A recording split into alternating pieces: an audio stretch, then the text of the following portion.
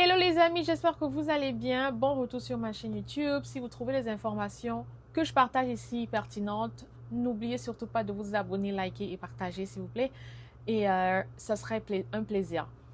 Aujourd'hui, je parle des filières priorisées pour obtenir votre permis de travail post-diplôme. Si vous vous apprêtez à faire les études au Canada, c'est très important pour vous de le savoir parce que c'est pas juste de faire les études. Après les études, on veut avoir un permis de travail pour pouvoir travailler et ensuite avoir la résidence permanente.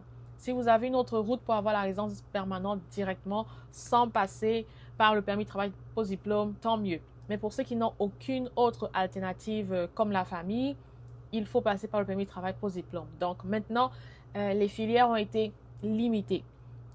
Les filières précises, c'est donc la santé, bien évidemment. La santé est incontournable. Donc, ils ont dit que les filières priorisées sont les filières où il y a une pénurie de main-d'œuvre. Or, après la pandémie, c'est comme la pénurie a un peu diminué. Voilà. Donc, ça fait que les seuils aussi d'immigration de ceux qui auront les permis de travail post-diplôme vont également diminuer. Donc, la santé, les TIC, toutes les sciences technologiques, tout ce qui est informatique, tout ce qui est les technologies de l'information, également tout ce qui est éducation. Voilà, éducation spécialisée. Ça aussi, c'est un métier visé. Ensuite, on a les transports et la construction. J'ai parlé du programme pilote ici sur la construction que vous pouvez aller regarder tout de suite. Également, on a tout ce qui est agriculture. Il y a également un nouveau programme pour les travailleurs en agriculture, ben, ceux qui veulent étudier en agriculture, qui veulent y travailler et puis avoir la résidence permanente. Voilà.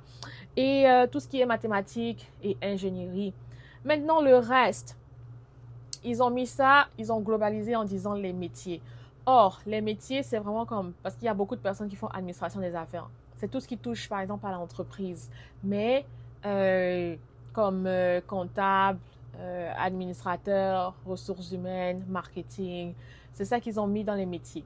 Je pense que c'est là vraiment, parce que ça, c'est pas comme, la plupart de ces métiers-là ne sont pas réglementés. Voilà. Donc, je pense que c'est vraiment à ce niveau-là qu'il faut aller voir en fait quel métier spécialisé, quel métier va vous donner le permis de travail. Donc là, moi, j'ai pas la liste en détail de ceux-là de ces métiers-là qui ne seront pas acceptés, qui ne donnent pas accès à un permis de travail post-diplôme, mais je vous invite à aller voir en détail. Mais vous avez les grandes lignes des métiers qui sont acceptés.